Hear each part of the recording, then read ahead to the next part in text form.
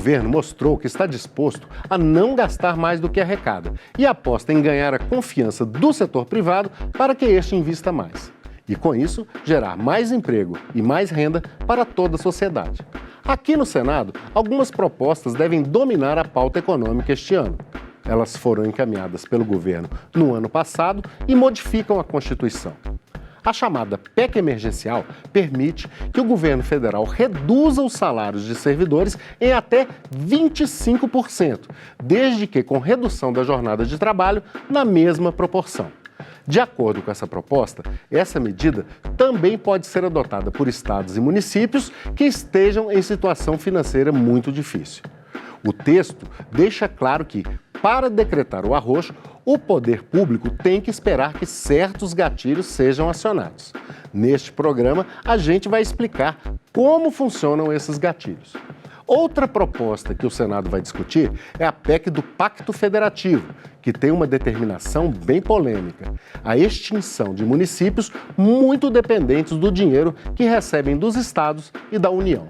O texto fala em cidades que geram receitas inferiores a 10% da receita total. Esses municípios seriam incorporados a municípios vizinhos.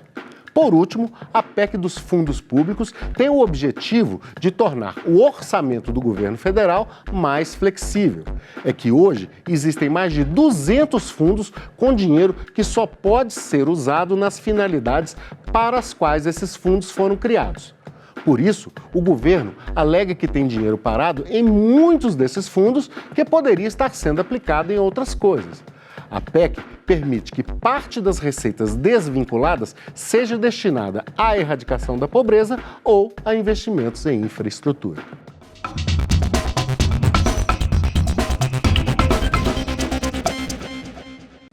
E para falar sobre esses e outros assuntos, está aqui com a gente o Felipe Salto, diretor executivo da Instituição Fiscal Independente, a IFE.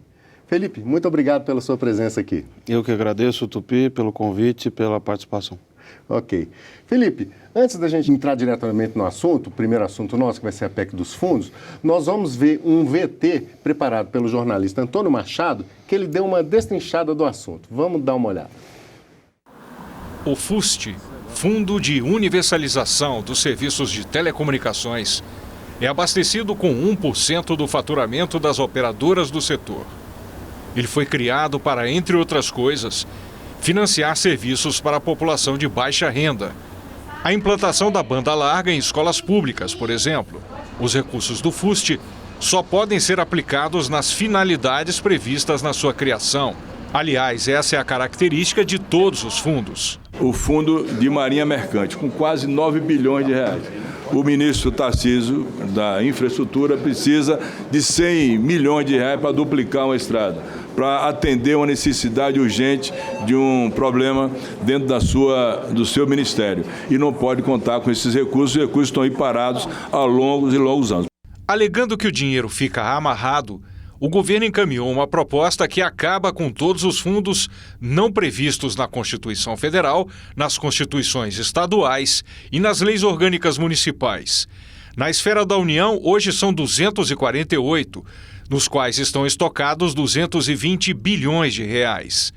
Se os fundos forem extintos, o dinheiro acumulado vai para a conta única do Tesouro Nacional, estadual ou municipal. Os recursos serão usados para abatimento da dívida pública. No Orçamento Federal de 2020, o gasto previsto com a dívida passa de 917 bilhões de reais, montante que poderá ser reduzido com a liberação do dinheiro retido nos fundos. O relator acrescentou destinações. Combate à pobreza, que é fundamental na situação que nós estamos vivendo hoje, com muitos brasileiros abaixo da linha da pobreza, 15 milhões de brasileiros, outros com a renda muito pequena, em torno de R$ 413 por mês para 104 milhões de brasileiros, e depois para investimentos em rodovias, em ferrovias, interiorização do gás e principalmente para a revitalização da bacia do Rio São Francisco, que é uma das minhas lutas aqui no Senado Federal.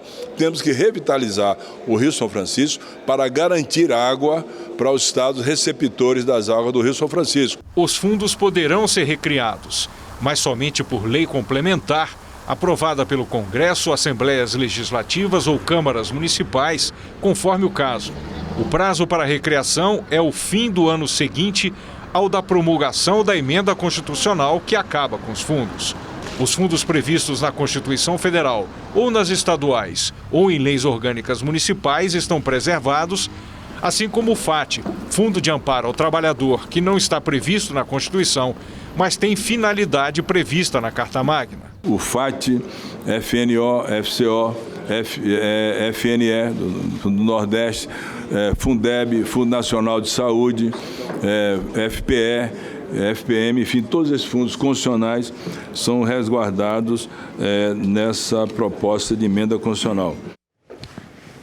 Então, Felipe, parece o maior problema são mesmo esses fundos engessados, como esse da Marinha Mercante aí, que o Antônio Machado citou? Olha, o que a gente precisa ter claro é que o Brasil passa por uma crise fiscal muito significativa. O resultado fiscal do ano passado, a dívida, que melhoraram um pouco, esse processo se deveu principalmente a fatores atípicos, devoluções do BNDES antecipadas, recursos que estavam lá voltaram para o Tesouro, e também receitas extraordinárias como da cessão onerosa, a receita do petróleo. Sim. Essas desvinculações, elas mais permitem uma melhor gestão do orçamento do que uma melhora dos resultados fiscais. Você retira o carimbo do dinheiro público. Então, no exemplo que nós vimos aí no VT, a questão das telecomunicações, Você arrecada 100, por exemplo, R$100. Gasta 80 desses 100, 20 que sobram, como tem o carimbo, você não pode gastar com mais nada. Esses 20 vão para a conta única do Tesouro, lá depositada no Banco Central. Ao retirar o carimbo, esse dinheiro fica livre, entre aspas, mas a despesa não some. Então, qual o ganho de fazer isso? É você ter uma melhor gestão orçamentária e fiscal. Tá. E como que você vê essa questão aí dessas novas propostas para esse dinheiro introduzidas pelo relator? Por exemplo, o combate à pobreza e até a questão da revitalização do São Francisco, que elas vêm em boa hora? Olha, tem dois lados essa questão. O primeiro é que a ideia do relator, pelo que nós pudemos ver no texto apresentado na Comissão de Constituição e Justiça, é de que no primeiro ano esses recursos possam ser utilizados para algumas finalidades, investimentos, infraestrutura, erradicação da pobreza, segurança. Isso tem um lado positivo que é guarnecer essas áreas que de fato precisam de recursos. Por outro lado, há uma preocupação fiscal, porque nós temos a meta de resultado primário, receita menos despesa, Sim. que hoje é um rombo de 124,1 bilhões previsto para 2020. Muito expressivo, embora diminuindo. Exatamente. E, de outro lado, o teto de gastos. Então, esses gastos adicionais podem acabar ferindo essas metas fiscais. É preciso ver como isso vai ser coordenado. Tá certo. Um outro assunto que a gente vai ter aqui, que deve puxar bastante os debates, é a PEC do Pacto Federativo. E acho que o item mais polêmico que está sendo visto nessa PEC é a questão da extinção dos municípios, Aqueles municípios que não conseguiriam oferir 10% como receita própria do montante de receita do município, eles teriam que ser incorporados por municípios vizinhos. Essa incorporação, vocês lá na IFE já conseguiram fazer um estudo? Isso é uma economia de recursos expressiva? Olha, essa é uma questão política muito sensível, O Brasil tem muitos municípios. É um modelo em que você tem as três esferas, tanto a União quanto os estados, como os municípios, equiparados na Constituição. Então, extinguir municípios não é uma coisa trivial, que se faz assim de maneira muito rápida.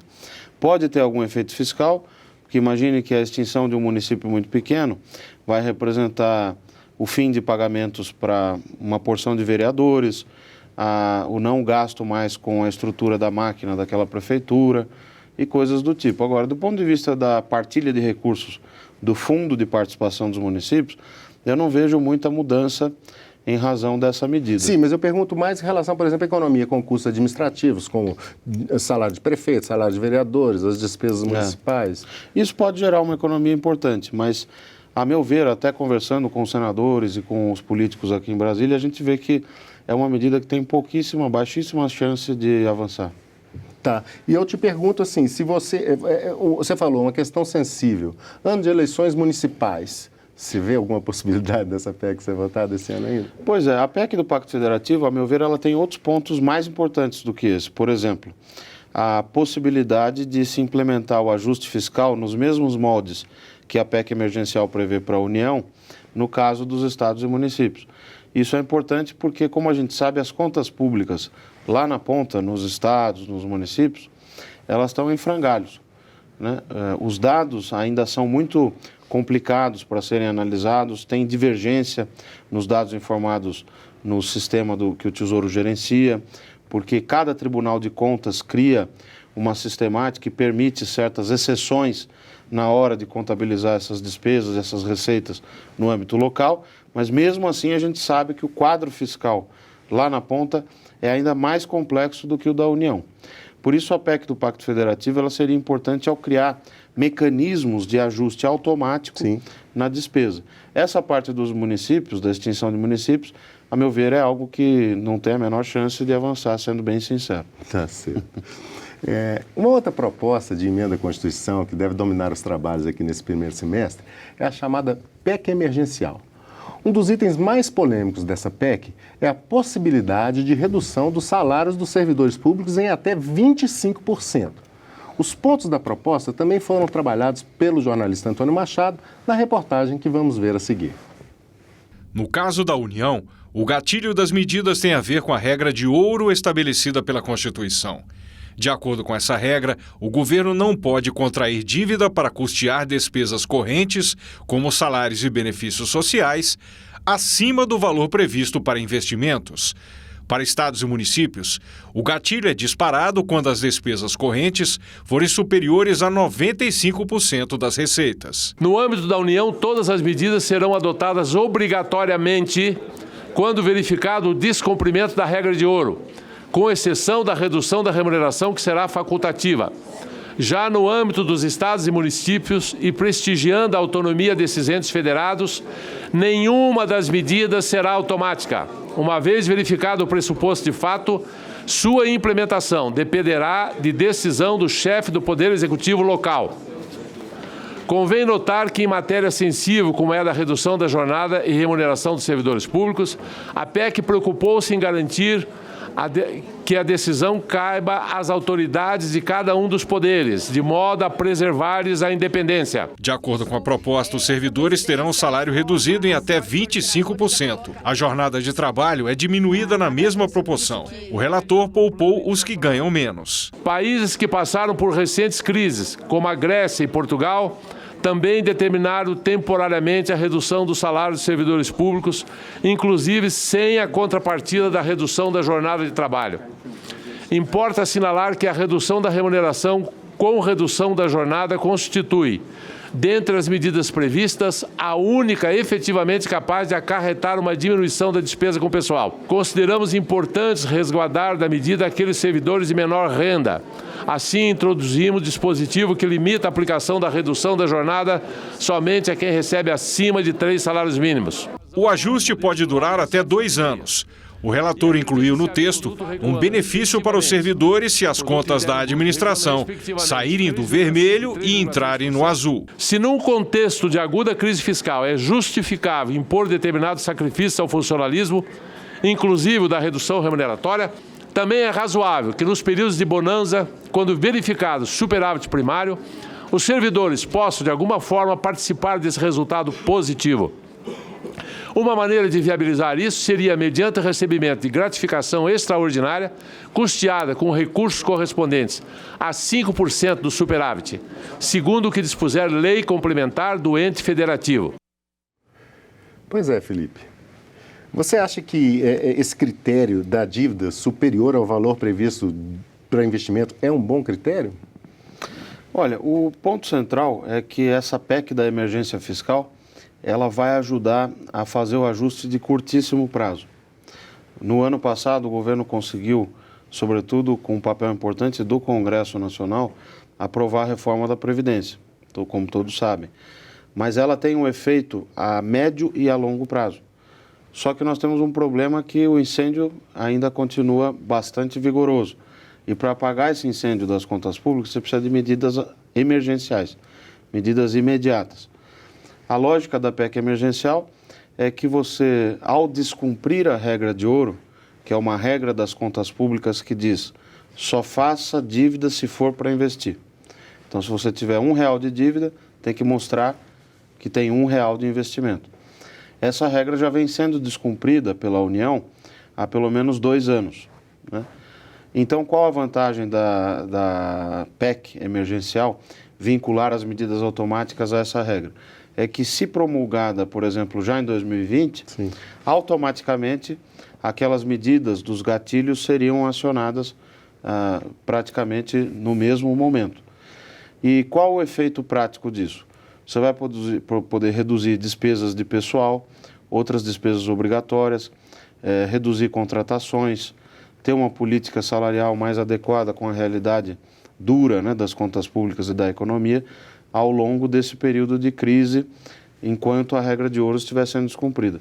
Para os estados e municípios, ainda que a PEC do Pacto Federativo também trate desse ponto, elas, sim, têm sobreposições, a emergencial ela é mais abrangente. Por isso que eu digo que ela é a mais importante de todas, né? Se as outras não passarem, é importante que essa, sim, avance e avance rapidamente para que permita que os estados e municípios também conduzam o ajuste fiscal.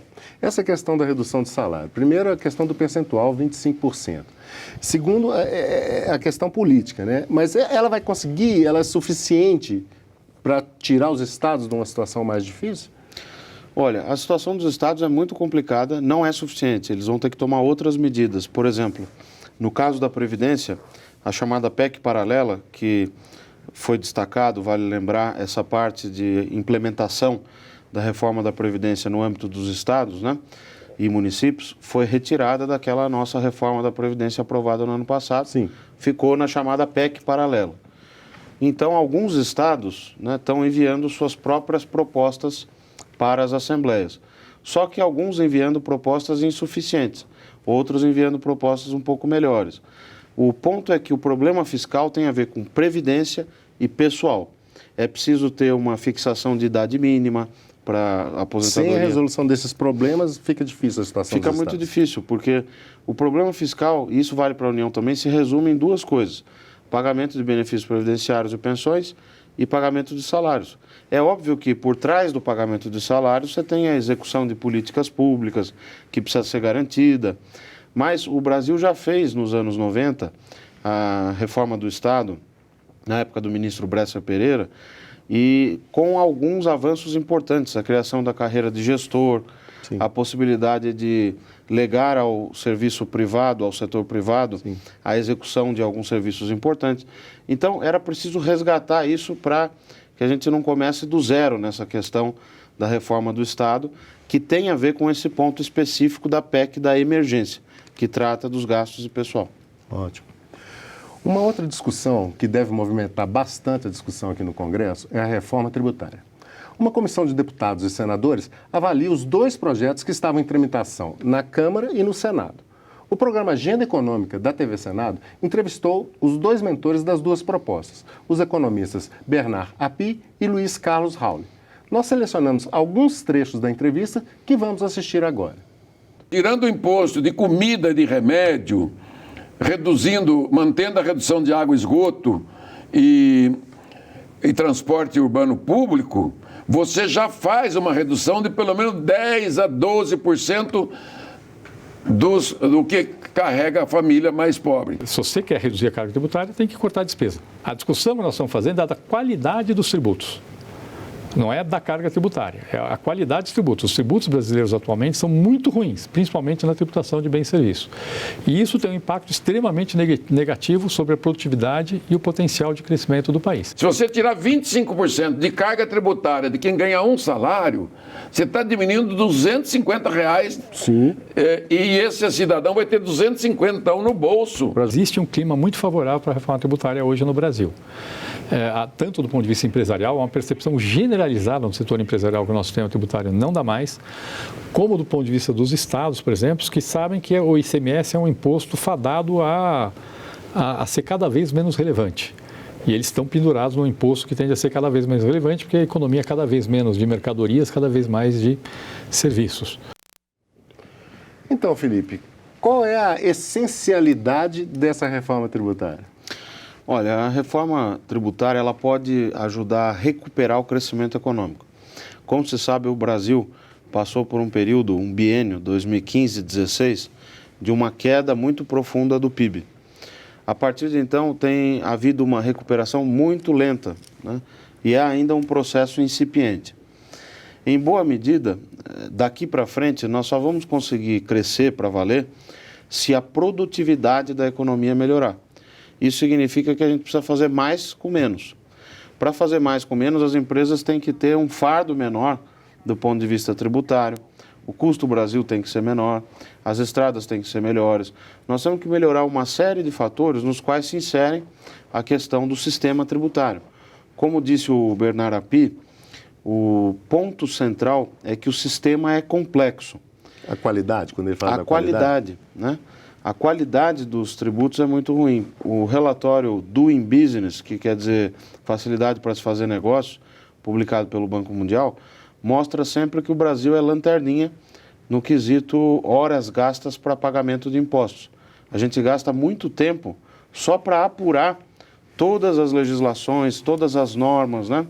E quem está nos ouvindo sabe disso, né? Mesmo uma microempresa gasta um tempo enorme para conseguir cumprir com as obrigações. E como diz Benjamin Franklin, time is money. Pois tempo é, dinheiro. Exatamente. Então, essa reforma pode ajudar no sentido que ela unifica uma série de impostos, o ICMS, o IPI, o PIS, a COFINS e o ISS, que é o imposto municipal. Mesmo que não se consiga fazer tudo isso, uma parte disso já seria relevante. O que preocupa nesse ponto é o grande ausente aí, que é o governo federal, que até agora não mostrou qual é a sua proposta de reforma tributária. No começo, antes da queda do secretário Marco Sintra, o que o ministro Paulo Guedes queria era desonerar a folha e recriar a CPMF para compensar, né? Tinha uma lógica. Isso foi refutado, levou à queda do secretário, e agora o que se discute é que, eventualmente, o governo quer primeiro fazer a unificação do PIS/COFINS, que são 2 tributos federais, e depois, num segundo momento, avançar para uma coisa mais ambiciosa. O que me preocupa nessa história? Economicamente, é talvez a reforma para o longo prazo mais importante, para o crescimento econômico, para gerar emprego, renda. Agora, as questões federativas são muito sensíveis aqui no Congresso. Como é que você vai dizer para um governador de São Paulo, por exemplo, que ele vai perder o ICMS? Não tem mais ICMS, agora vai ter uma conta unificada que vai partilhar automaticamente os tributos. Então, é uma coisa muito difícil. Pode ser que a gente já tenha amadurecido mais nesse debate, mas não vai ser trivial, sobretudo porque nós temos um ano, digamos assim, mais curto por conta das eleições. A mera simplificação dos tributos já seria um ganho, sem mexer na questão, o Brasil tributa muito consumo, pouco patrimônio e pouca renda. A mera simplificação já seria um ganho? Já seria um ganho importante, porque o ICMS, por exemplo, ele tem 27 legislações diferentes. Em cada um desses 27 estados, mais o Distrito Federal, você tem edições de normas feitas diariamente, né? E só para falar do ICMS. E um produto que é produzido igualzinho aqui no Distrito Federal, ou lá em São Paulo, ou no Ceará, ele pode ter alíquotas internas totalmente diferentes. E além disso, você tem as chamadas alíquotas interestaduais. Quando um estado exporta para outro, incide uma alíquota interestadual. Então, mudar essa lógica do ICMS seria muito importante para simplificar a vida das pessoas e das empresas. Felipe Salto, diretor da Instituição Fiscal Independente, AIF, muito obrigado pela sua presença aqui no programa. Eu que agradeço. E eu agradeço também a você que nos acompanhou até aqui. Você pode rever este e outros programas em nosso canal no youtube.com/TV Senado. Pode também enviar suas críticas e sugestões pelo telefone 0800 61 22 11. Continue com a nossa programação e até a próxima.